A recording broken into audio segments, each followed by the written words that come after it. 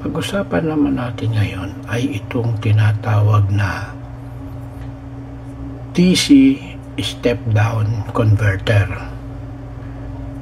Napakaliit lang nito pero napakalaki ng kanyang papel, lalo na kapag gagamitin mo siya sa charger ng baterya. Ayan, ito yun, DC step down converter. Alamin muna natin yung kanyang sukat. Sukatin natin yung kanyang sukat.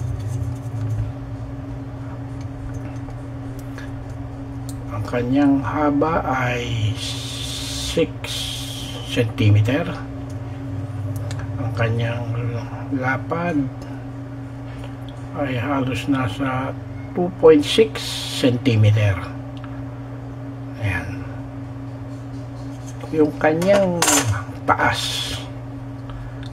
taas ay zero muna natin. Ayan, naka zero. Kanyang taas ay ito lang, may tanso. Ang pinakamataas niyang kwan ay nasa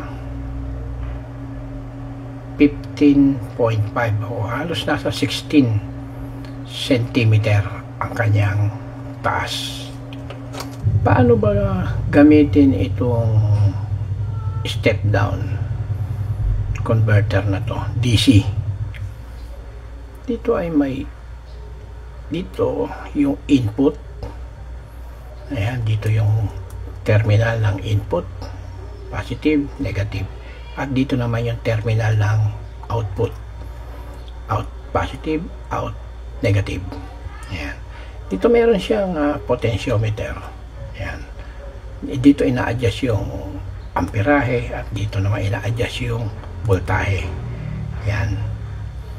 Pag counterclockwise pala, decrease, bababa yung voltahe. Pagka clockwise ay tataas ang voltahe. Ganon din naman dito sa amperahe. Kapag clockwise, tataas ang amperahe. Pagka counterclockwise, bababa yung amperahe. Ayan. Pero palang sinasabi pa dito na kailangan mas mataas yung voltahe ng input kesa sa output. Ibig sabihin, kung ang voltahe na ipinasok mo rito ay 12 volts, kailangan dito mas mababa sa 12 volts. Pwede maging 10, 9, 5 volts, mga ganon. Yan.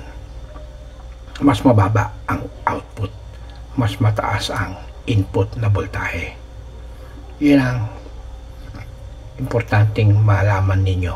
Dito ay meron pa siyang LED na ilaw. Tatlo yan. May red, blue, at green. Nakasulat naman RBG. Yan. May nakasulat din naman dito yan sa likod. Ayan, may sinasabi siya dyan na kapag ang umilaw yung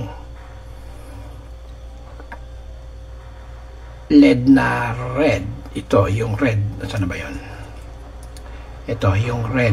Pag umilaw yan, ibig sabihin niya naka-on, ay constant yung amperahe.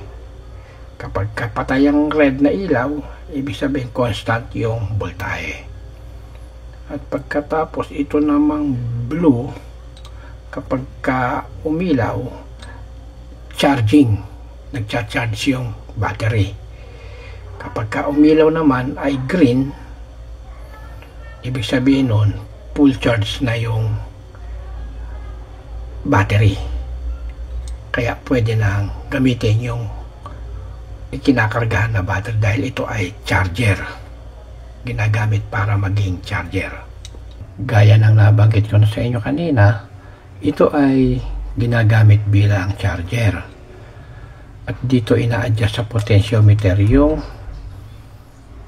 kanyang voltahe at amperahe. Yan, nilagyan ko na ng marka. Itong side na to, ito yung amperahe, letter A, at letter V, yung voltahe. Ganon. clockwise, counterclockwise lang naman yung kanyang adjustment nito. Kaya ang sabi ko kanina, kailangan mas mataas yung voltahe ng input at mababa yung voltahe ng kanyang output. Ayan. Mamaya papakita ko sa inyo paano ina-adjust yung voltahe nito. Gagamitin natin ito bilang battery charger. Kailangan mas mataas yung input at mababa yung output. Ayan. Ito yung input, ito yung output. Ayan. Yung ginamit ko ito ay sa laptop ito. Itong AC adapter. Ayan. Ito ay may output na 19 volts 3.16 amps. Ayan, ito yung kanyang output, 19 volts 3.16 amps. Ayan, ewan ko kung kita nyo. Ayan, adapter yan. Mamaya gagamit tayo ng tester, makikita natin kung ilan nga yung kung 19 volts, tapos dito kailangan mababa yung kanyang voltahe. Alamin natin mamaya. Isasaksak natin yung AC adapter. Isaksak na natin ngayon itong adapter, AC adapter sa 220 volts. Ayun, kung napansin ninyo,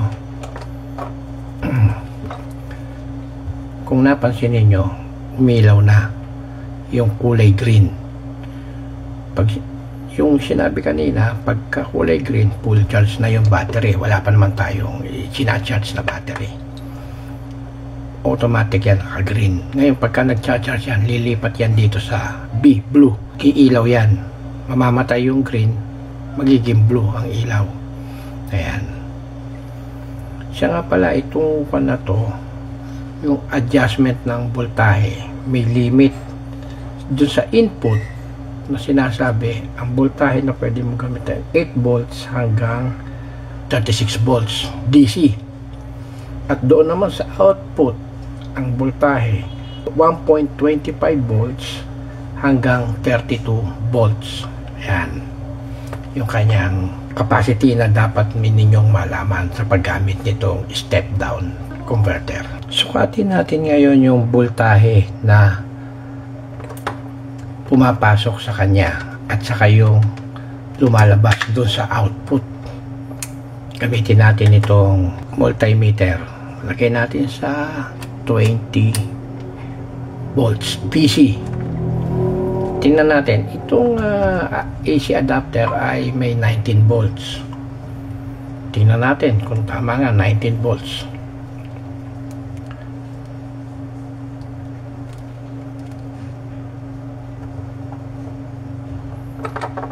Ayun,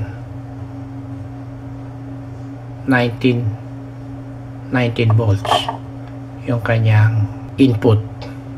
Sa output, tingnan natin,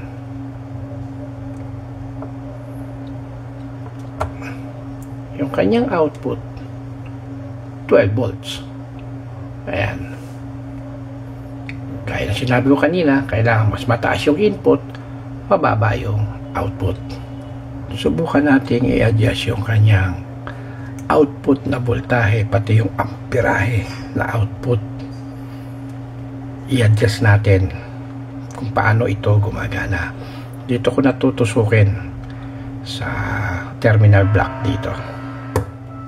Ayan, meron tayong 12 volts na output.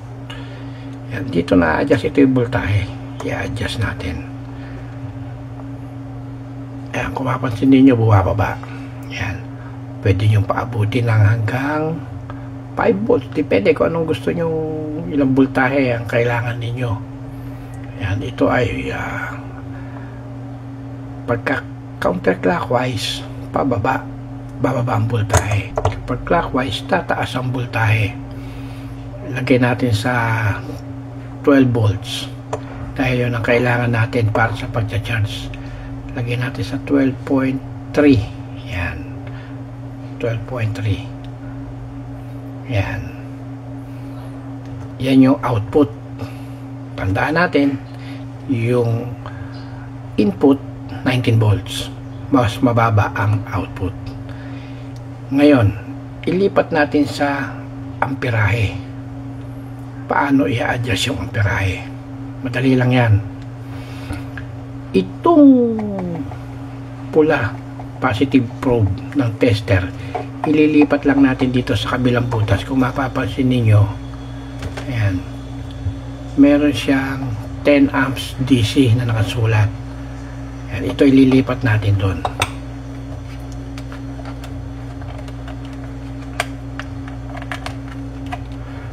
Sa pagkuha ng amps. Tapos ililipat natin ito, naka-DC siya, 20 volts. Ilipat natin dito sa 10 amps. Dito. Yung pagkuha ng amperahe dito. Kukunin natin yung amperahe. Kapag tinusok ko dito yung test probe dito sa terminal block, yung negative at positive ng test probe, mapapansin ninyo yung kulay green na ilaw magiging kulay blue at iilaw yung kulay red. Nabanggit ko na kanina, kapag umilaw yung red, constant current. Kapag ka naka-off yung red, constant voltage. At dito, ibig sabihin nung kapag blue, charging.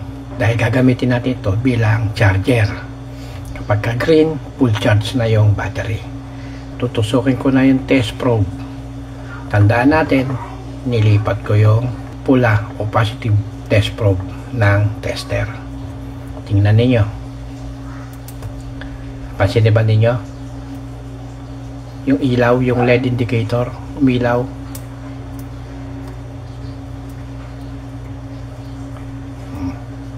Yan. Yan yung amperes. Ngayon, subukan nating iset yung amperes. Dito, nakasetting siya ng 1.5 amps. 1.5 amps yan. Pwede nyo i-adjust. Hanggang, ang maximum na amperahe nito ay hanggang 5 amps. Pero, kapag ka sinasabi doon sa datasheet niya, kapag ka lumampas kayo sa, umabot kayo ng 3 amps pataas hanggang 5 amps, nag-iinit ito. Itong pinaka, ewan ko ano tawag dito, mag-iinit ito. Malamang masunog pa pagka hindi nyo nilagyan ito ng heatsink. Ayan. Kailangan may heatsink, magpapalamig sa kanya. Pero dahil sa charging naman na ginagamit ko, hanggang maximum ako 2 amps ang ginagamit ko sa kanya. Yan. Makita niyo nakailaw yung blue at pula kapag ka yung amps ang kukunin natin dahil inilipat ko yung test probe dito. I-adjust na natin yung test probe.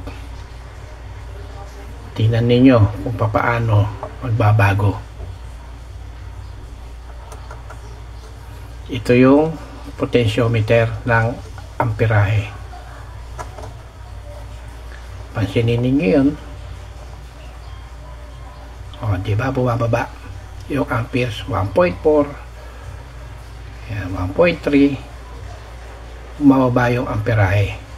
1.2, 1.1. Hanggang maging 1 amp. Pwede pang bumaba yan. Magiging milliamp na lang.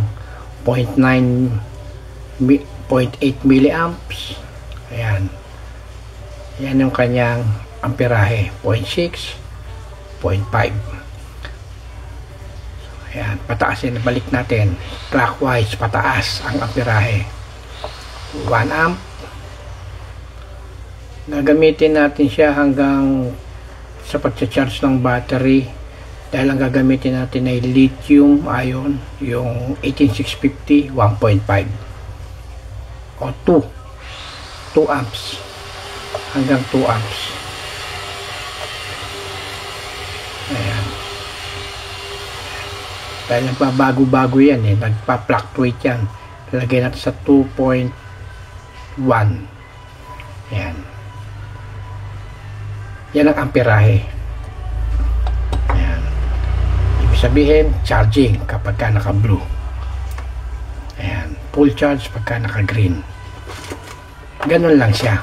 Ito yung ating kakargahang battery. Meron ako rito 18650 na 3S 1P. Ibig sabihin, tatlong battery na naka-series 3S 1P, isang parallel lang siya, isang hilera. Ayan, ito yun.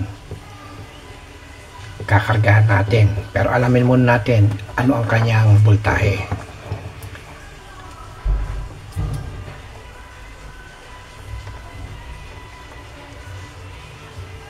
Bagsak ang kanyang voltahe, 11.7. Yan ang kanyang voltahe.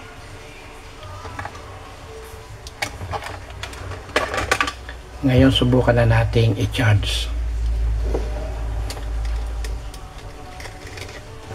Pansinin ninyo yung LED indicator kapag ka isinaksak ko na yung itong battery pack.